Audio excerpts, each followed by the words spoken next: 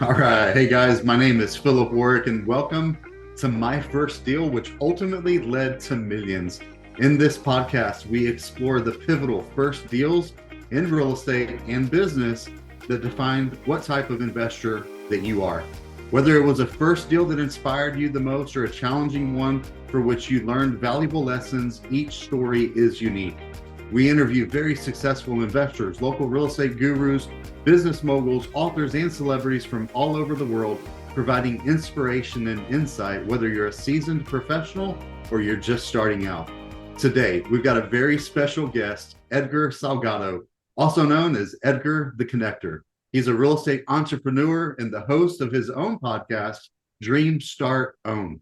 Edgar is also one of the fellow investors in the Owners Club, a member here in Houston, Texas. And Edgar, welcome to the show. Thank you, Phillip Warrick. Thank you so much. Love your intro. Thank you for shouting out the podcast, Dream Start On, and you'll be a guest on there pretty soon, hopefully. Yes, sir. You're welcome, man. So, hey, yeah, let's start with like just a introduction of yourself to tell the audience a little bit more about you and what you do. Okay, yeah. So Edgar the Connector, my name's in it. Connecting is one of the things I do. I have a good memory, so I tend to remember people, what they do, and people when they ask me, "Hey, do you know somebody?" and I'll be able to click and eventually get them connected. And learning from Pace Morby, shout out Pace, is using that ability to monetize it. So little by little, I've been getting more comfortable about it. I still have to listen to him say, "Closed mouths don't eat." So I get used to opening up and speaking and saying that. Um, I'm born and raised from Houston, Texas, and I've started my entrepreneur journey for real estate itself. I really started getting into it probably in 2023. Okay. Before that, I actually, since I was 18, I wanted to get into it. And actually, in '99, I did my first SubTo and house hack, but I didn't know, I didn't know those terminologies or knew that you could do it, like make a business out of it. My parents moved out and I told them I didn't want to move to where they were going. So I said, let me take over the mortgage. I'll rent out the rooms to pay for it, out of necessity. I wish I had started since then. I'd be on my way to multi millions. That's awesome, man. That you beat me. My first sub two deal was December of 2003. So good job, man.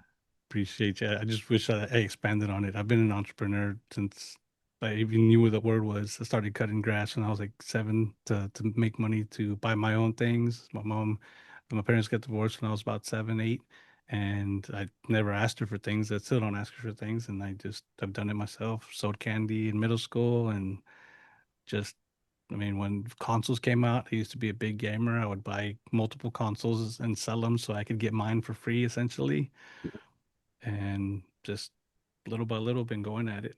And then when I bought our first primary property in 2002, the idea was like live there for 4 years and then rent it out, do the conventional things, but life happens. We changed the way me and my wife wanted to do our business. She wanted to go back to school, and life happens, and I didn't take action. Is one of the things is if you're listening to this, take action. Don't sit there and try to learn. Take action, jump into it, ask somebody how you can do something with them, and you're going to learn there more than you are watching hundreds of hours of YouTube University. Yeah, buddy. That's awesome. That's great, great context. And so let's talk a little bit more about that first deal, the first deal that you did in real estate and kind of like break down a little bit about what that experience taught you. Yeah, definitely. So after 20 years is what took us before we finally moved out and made our primary a rental. Everybody thinks if before YouTube was a big thing, get properties, rent them out, and you'll make fortunes that way because most of the millionaires have made their money through real estate.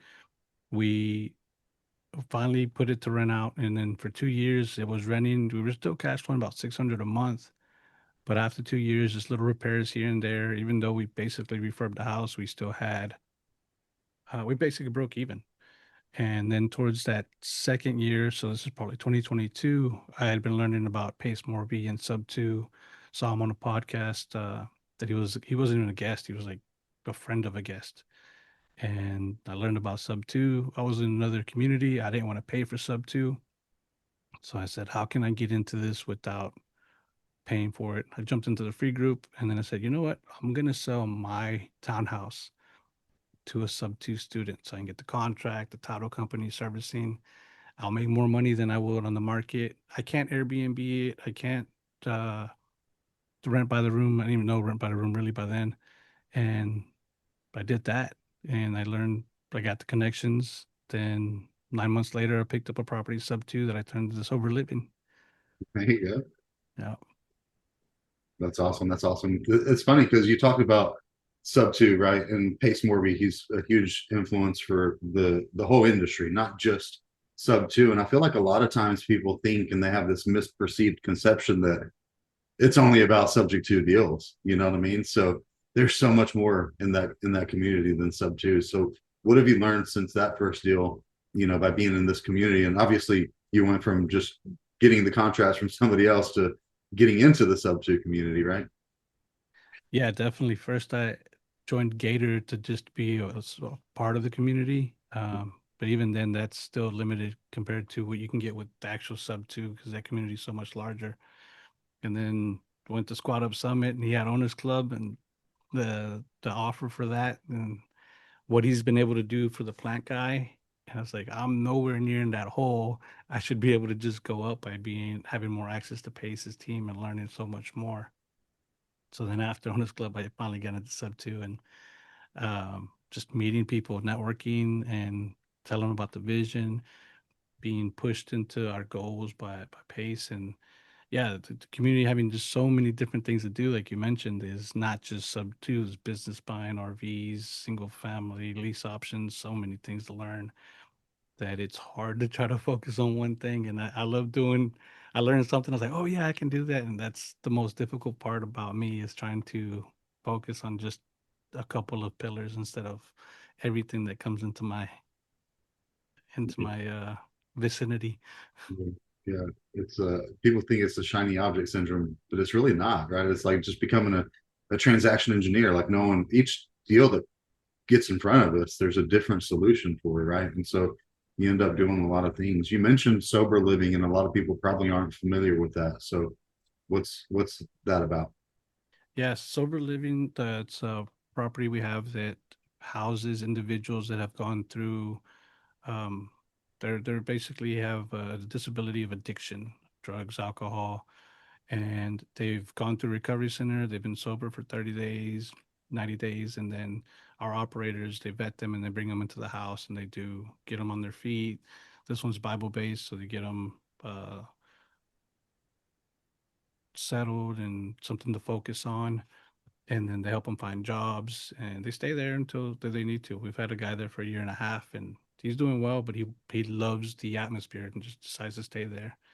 And we rent by the room. We actually rent by the bed. Picked it, and or I'd have to move into it because Pat split Airbnb. That's not allowed. And now that I've been into it, I see the WhatsApp group that they have and how they do the chores and how grateful they are and how they pick each other up when they're down. And it just gives me such a good feeling that I really want to expand that. Okay, okay. How many beds do you have in yours? This one we have 11. We have room 11. for more, but we don't want to do too many more because then you start getting too many personalities and too many Yeah. conflicts. So how many bedrooms? This one, originally the house was 5'4", but the people that lived there before were 9. They had 9 kids, so it was 11 of them. So it's 7 bedrooms, 4 baths. They converted Wow. a dining room and they converted a game room. The game room's huge, that fits like 3 beds. The master bedroom's huge, can fit 3 beds. I think we only have 2 max in each of the rooms, and a lot of them are solo rooms. Okay. And where's that house? Pasadena, Texas. Pasadena. Yeah. Wow. Pasadena, Texas. 7 bedroom, 4 bath. Yeah. That's It's a awesome. nice neighborhood. It said if I couldn't make it work that way, I would move into it. And it's Really? a really large house, 3,700 square feet. Oh, wow. Is that a normal size house for that neighborhood? Yeah, that neighborhood is.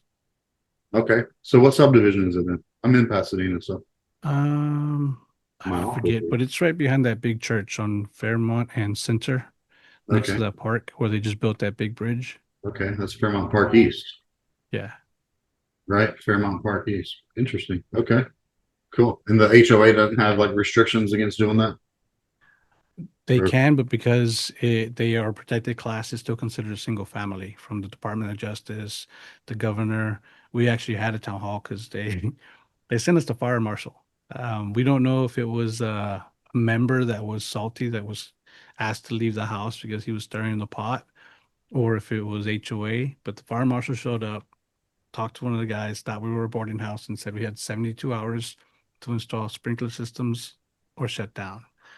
So I reached out to some advocates that had the same issue in Sugarland, but they already had all the letters, so they just copied and paste, replaced Sugarland with Baytown. I'm sorry, Pasadena, and we went to town hall, had a good meeting. 80 by the time we were done, 80% of the residents in the area were cool with it. 20% were still upset about it, but everybody, you can't make everybody happy.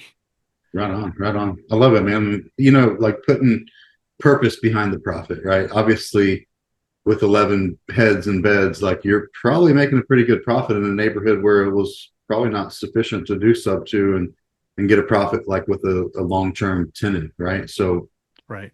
do you know the breakdown of the numbers a little bit, like what your cash flow is and stuff? Yeah. So if we had done a long-term rental, we would have been losing probably about 400 a month. I think the rents can get about 20 to 800, and the mortgage it's a high interest rate, but the interest was so low. It was 32. It's come down to about 3,000 now. And then each single bedroom's 800 a month, and each shared room is 650 per bed. So I think total there's room to do about 7,000 a month gross. But there's still the utilities. Like this bill for this last month was $700 for utilities just because there's 11 people with light and two AC units. And then It's July and that's a big house, man. So it's going to be yeah. So, and a lot of it gets reinvested to the house to get some people some clothes when they come in the first time, any repairs, and then we furnish the house. So yeah, I think about 7,000. And then there are some the operators, they have such big hearts that a lot of times they don't charge. They don't get their fee from the service members for the first month. So sometimes they're too lenient on them, and then at a month they leave, and so there's a lot of months that they don't get the full amount. They'll have like 3 or 4 people not pay. So there's a lot of turnover on it. They are getting better at it. They're getting some more mentorship training from other people that are doing it to be better and more consistent on the income. Yeah, yeah. So you answered my next question because I was going to ask you like, what's the vacancy rate like with that turnover? I know you said some people stick for a little while, right? Yeah, we've had a few people that have been there for a while, but yeah, people move on. I like it when they move on for a good reason. They're one became a coach, so he moved closer to become a recovery coach to his job now. Some of the people moved back with their family because they've been sober for a year now. So it's good seeing that. You see their coins, they after a month, 2 months, 6 months, 9 months, and then they get praised, and they have Bible study every Friday night. So it's really nice to see those messages on there.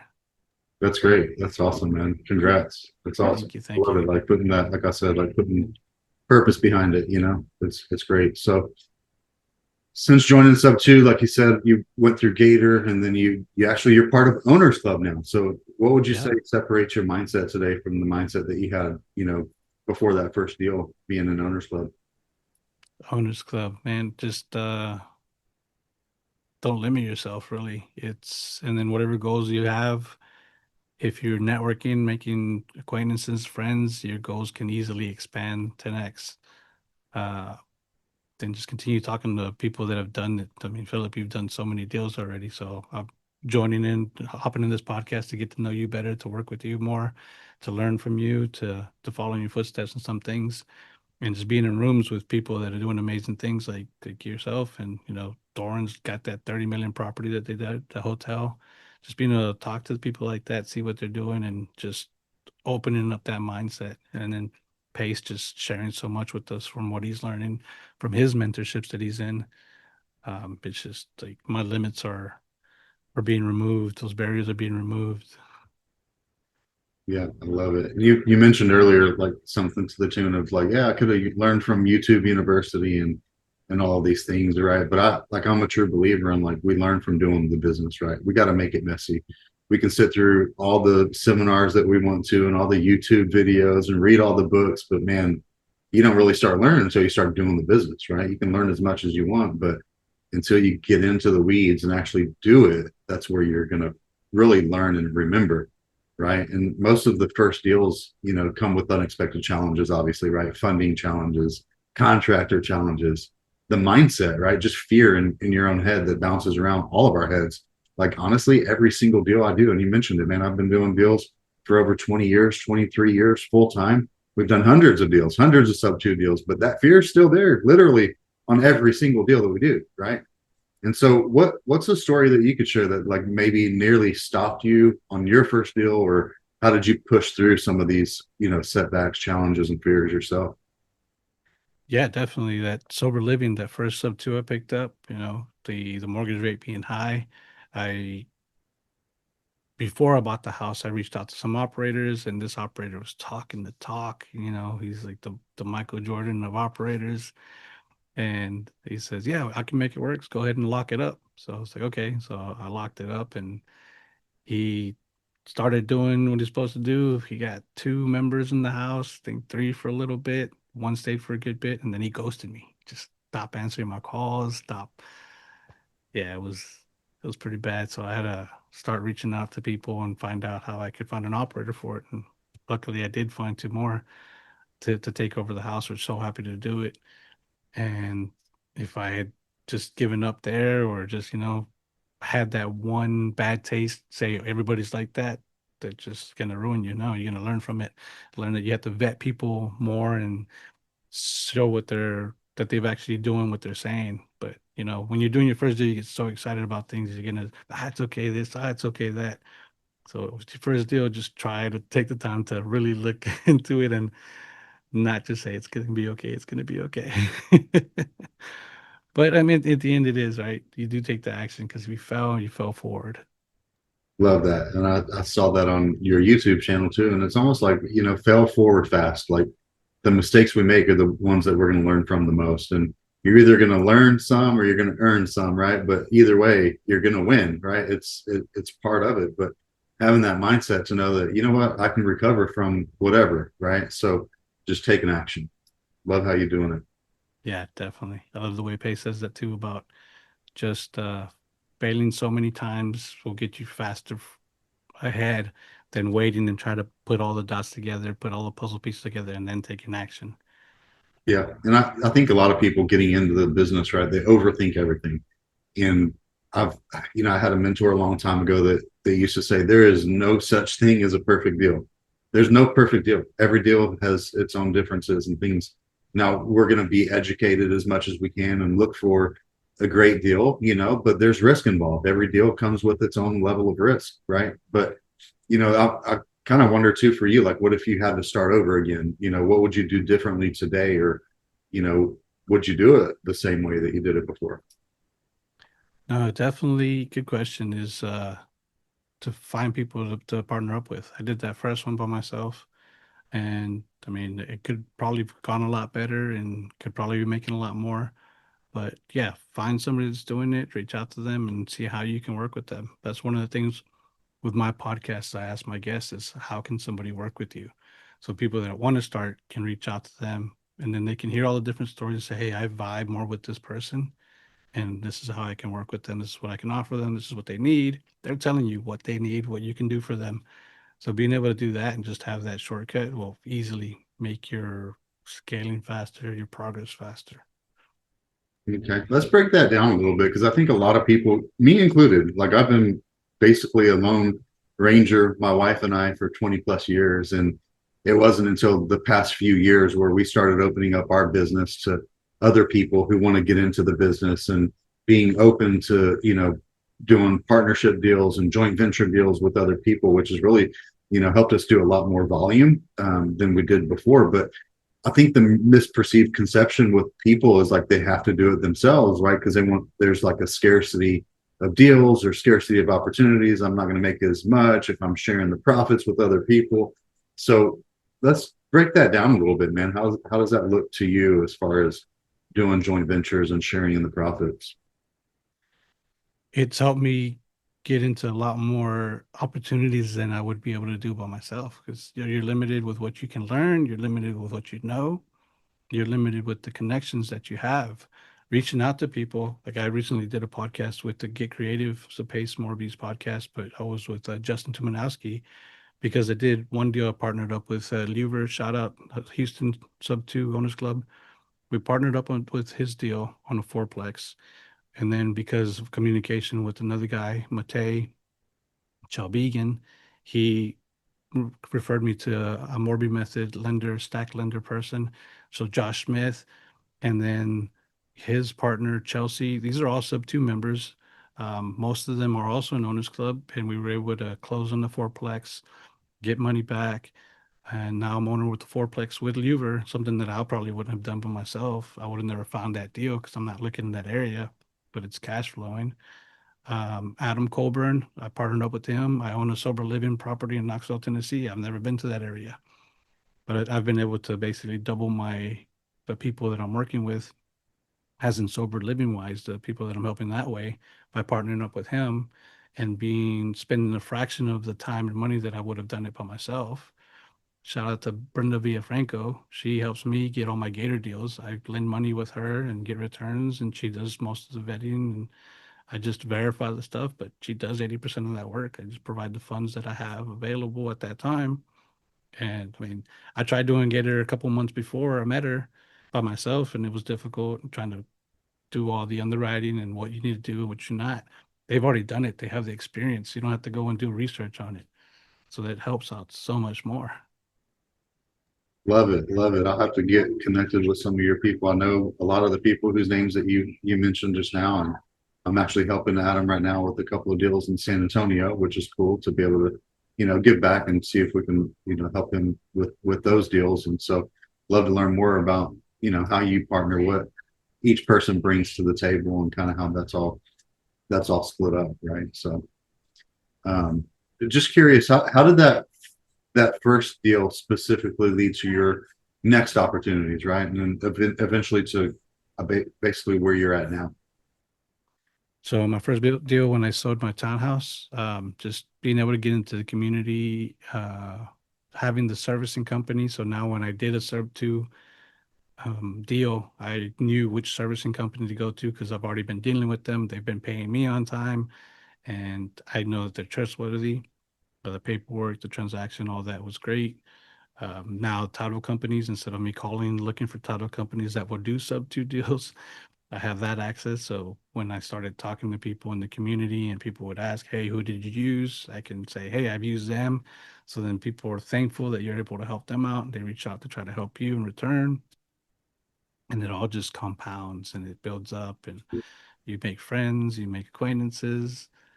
Um, and you by taking action, you see what's possible, and then you get that proof of concept, which just opens up your mind, opens up the doors, and just has the flow going on out to be able to move along faster. Yeah. And you mentioned title companies, and I had one of my students actually reach out to me yesterday, and it's surprising that she even asked the question, but it's like, hey, do we have to close at a title company? And, asking these types of questions. And I'm like, you know what? Like 99% of the deals that I do, I close at a title company, right? I didn't mention the 1%, just kind of left that at that. It's safer to close at a title company, but you're right. A lot of people ask that question because they don't know which title companies will actually close it. And I've been working with Shay Johnson out of League City. She's at Capital Title, and she's very, very good with all of the creative finance and SubTos, disclosures, and her whole team over there are amazing, right? I don't know if you've come across Shay yet, but great resource for you and anybody else listening, for a title company for SubTo deals. I believe so. She's been, I think, quite some of the meetups. So yeah, she's a sponsor as well for some meetups. Yeah, she's a very nice person. I haven't done a deal there yet, but definitely if I need one, I'll look into her. Yeah, definitely, man. I'm happy to make the introduction, and I think potentially we could be doing some deals together. And so, potentially, we're going to figure out a way to do it. Yeah, buddy. So I got a question for you, and probably the last question as we kind of wrap it up. But what advice would you give somebody that's listening right now? Maybe they've got one deal, or maybe they haven't even done a deal yet, but what's your advice that you would give them? And, you know, especially somebody that would eventually like to join something like Owners Club, and, you know, spoiler alert, Owners Club is closed. You can't even join, but, you know, getting into Gator, the SubTo community, is the first best step, right? Honestly, to get into something like that. So what advice would you give somebody that's just kind of starting out? Yeah, one, figure out what it is that you like doing. Don't just try to force yourself on something that is going to make money, because you'll easily get burnt out with that and you're not going to want to do it again. If it's something you enjoy, you'll spend more time doing it. You're going to do it better and your time's going to move faster. You know, they say time flies when you're having fun. So find it what it is that you like doing. If it's being in the background doing spreadsheets, people can use that. If you just want to be an assistant for somebody that gives you directions and you know what to do from there, there's positions for that. If you can close, call people up, cold call, there's positions for everything. Figure out what it is you like, and then find people like Phillip that need people to help them out with their business. I'm always looking for help as well. I have an underwriter now. We need help with dispo. I have bird dogs that come to me. Bird dogs are people that find deals and send them to buyers like ourselves to buy deals, and then from there you can learn the process. If you don't have time, you have money, you can invest, but find what it is that you like and stick with that so you don't get burned down and be like, oh, I don't like doing this. This is annoying, and then want to get pushed away from it. There's so many different ways to win in real estate that you should be able to find a way that you enjoy that's going to help you grow. Love it, man. That's great advice. That was perfect way to end it. So, Edgar, what is the best way for our listeners to connect with you after the show? Yeah, thank you for that. Edgar the Connector. You can Google me and it'll take you wherever I'm at, my website, YouTube, Instagram. There you can find ways to contact me, to send me messages, find out what tools I'm using, find out my podcast. And if you want to join the SubTo community, Phillip or myself have an affiliate link. You can click on it and join and be part of this wonderful Go Giving network. Perfect, man. Love it. And that's a wrap, guy, for today's show. A huge thank you to Edgar the Connector for joining us and sharing his invaluable insights. If you're intrigued by my journey to my first real estate deal, or you want to see extra footage from our interviews with other incredible guests like Edgar, be sure to check out the link in the comments.